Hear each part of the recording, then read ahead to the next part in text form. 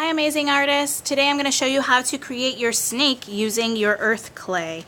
Now most of the classes have practiced making coils out of the clay, and you're going to continue to use coils to make your snake today, but you are going to be using a different kind of clay called earth clay. This clay is gray right now, but it will turn into white clay later. So I'm going to pinch off a little bit of clay here, and I'm going to leave it aside. Now I'm going to roll this clay into a coil, so I'm going to start to roll it between my hands to make it a little bit thinner. And then I'm going to put it on the table and I'm going to start rolling it back and forth. So I'm just going to push forward and back, pushing down just a little bit. I'm not going to push down really hard. So I'm going to push forward and back, and my hands will start to move. So I'm going to move out to the right, out to the left, and I'm going to make sure that my snake has a nice long body. Now when you're doing this, you want to make sure that your coil doesn't get any smaller than your finger is wide.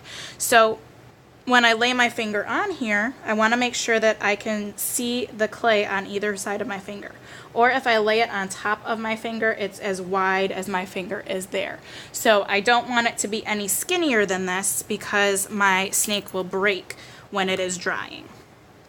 So now we're ready to start to coil our snake, and we are going to kind of make a pile of snake on our using our clay. But before we do that, we're going to do some scoring and slipping. So scoring means that you're making scratches on your clay to give it texture. So we're going to do just one side, and then I'm going to dip in the water, and I'm just going to tap with the water very carefully the whole way down my snake. So that makes the clay a little bit more damp so that I can wrap it around. So now I'm going to turn that side to the top when I'm doing this. So that's going to be the top of my clay. I'm going to pinch the clay between two fingers with that scratchy part at the top, and then I'm going to wrap my clay around my fingers. So I wrapped it around my fingers and I made sure to touch the clay to that top part, and I'm going to squeeze it down just a little bit using my thumb. So I'm going to wrap it, push it down with my fingers. So see how I'm wrapping it and making a big pile of snake? And I'm pushing down with my fingers. Wrapping it up, pushing down with my fingers. So we're making kind of like a pile. Now if you see any parts like this that start to get cracky, it just means the clay is drying a little bit and you can smooth it out with your finger. But you don't want to smooth out this way because then it won't look like the snake's body. So you're just going to smooth it with your finger very carefully, not pushing down hard. Now we're going to make the snake's head up a little bit. So we're going to bend it and then point it this way. And then you can start to pinch your clay a little bit to make it look like a snake. Now some snakes just look like this. Some snakes have hoods, which means that their neck is kind of pinched like this. So if you want to make a hood for your snake, a cobra is a kind of snake that has a hood. So you can just pinch the sides to make it stick out a little bit. That's kind of cool. And then you're going to make the face of the snake. I'm just making his nose a little bit more pointy. And then you can use the tools. I had a skewer here, and you can start to draw on your clay. You can make a mouth for your snake.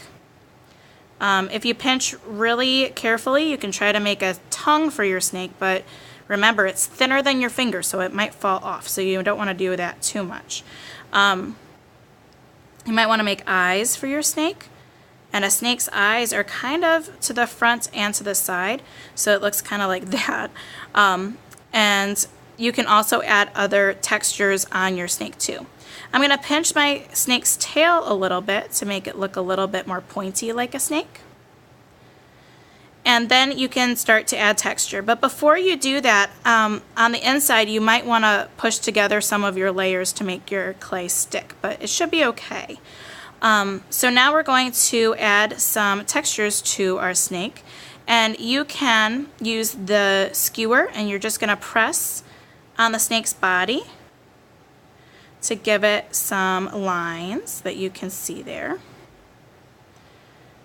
And you can do it on both of these parts here, just to make it a little bit more interesting than being plain.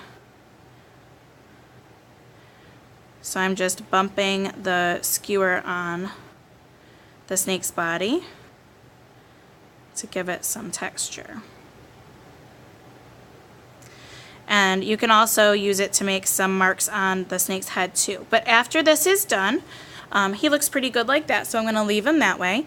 You are going to bring it to the kiln room, which is the left closet in the art room, and you're going to set this on top of the clay cart that's there, and your name will be on a piece of paper for your class. I want you to find your name and set your clay sculpture where your name is so that I know which one is yours.